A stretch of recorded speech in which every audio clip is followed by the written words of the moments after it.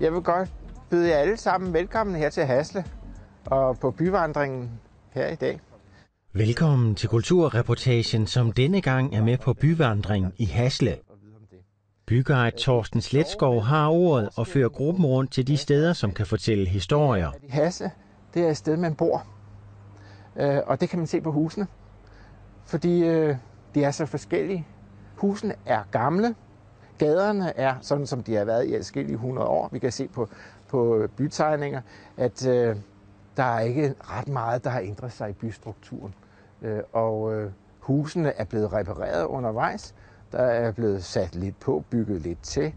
I 1990'erne, der forsøgte man at få kort over, hvad folk havde på deres små skæve parceller, for mange af dem er skæve her i Hasle. Først vil vi gå op på rådhuset, og så inden vi går ud, vil vi lige tage mindesamlingen hernede i stueetagen. Så er der nogle spørgsmål indtil nu? Vi skal endelig spørge undervejs. Det er godt. Fint. Hasle Rådhus er bygget i 1855, kort efter grundlovens indførelse. Det fungerer i dag som medborgerhus og turistinformation, men har været både tinghus og arrest. Ja, nu står vi så i selve byrådssalen. Det har samtidig også tjent som retssal. Det ser ud, som det faktisk altid har set ud herinde. I byrådssalen hænger Hasles tidligere ledere på række. Og de var så officielt indsat, de her byer og herresfogeder. Når vi så kommer herhen af, kommer vi hen til århundredeskiftet 1900, 1902 til 1909. 1909 til 1919, der er stadigvæk en byfoged og herresfoged i Hasle, men så i 1919, der kommer der en borgmester i Hasle. Det vil så sige, der er sket noget der. Der afslører de billeder her. Lige pludselig så er borgmesteren så folkevalgt jo. Udenfor er det tid til at høre historien om den svenske guvernør Johan Prinsenskjold, der i 1600-tallet led en krank skæbne på Bornholm. Så omringede frihedskæmperne, rønnefrihedskæmper, omringede borgmestergården inde i Storgade. Og så bankede de jo på døren ind til borgmestergården, og nu vil de jo godt snakke med ham her, Prinsenskjold. Og Prinsenskjold endte uråd, og han forsøgte at flygte ned mod havnen i fællesskab, så skød de så. Gjorde det af med ham, så var de alle sammen fælles om det. Men siger det dræbende skud, det var sølvknappen, det var fordi der manglede ammunition, så kunne man jo bruge hvad som helst til. Godt. Den der sten herovre, den skal I lige se. Ved Hasle Kirke er der også interessante ting at se. En sten vidner om, at runeskriften har været brugt længere på Bornholm end andre steder.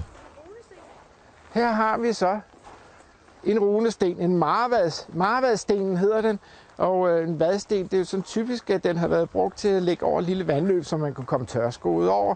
Når de så været brugt til, så har man så fundet ud af, at der står man sandt noget med runer. Vi går videre ned langs med at se, hvad der findes hernede af gaderne lidt. Selve bageriet har så ligget hernede ved Storgade, hvor vi kan se den gamle tekniske skole, der lige stikker op her. Der kan I se håndværkssymbolerne op i selve murværket her, de forskellige håndværkssymboler. Den er lige blevet handlet. Der skal være hotel derinde. Ubemandet hotel af planen, så det er her for nylig, ganske for nylig, den er blevet solgt.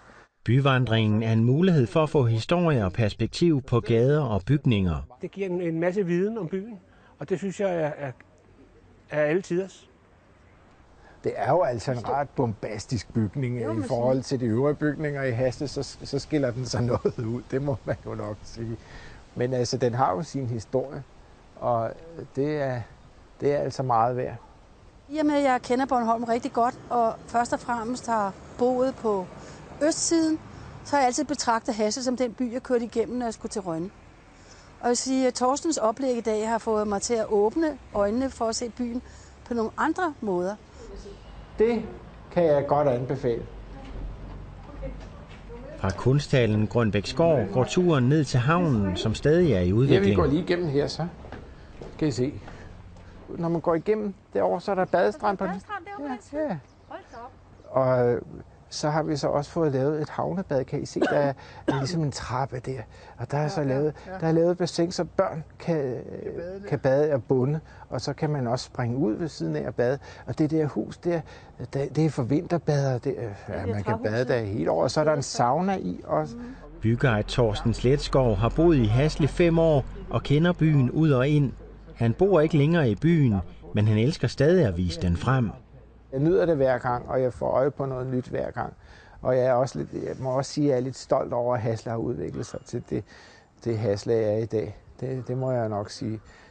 Det er ud over al forventning. Men jeg vil i hvert fald sige, tusind tak skal I have, fordi... Ja, tak skal I have. Tak skal I have. Tak skal I have.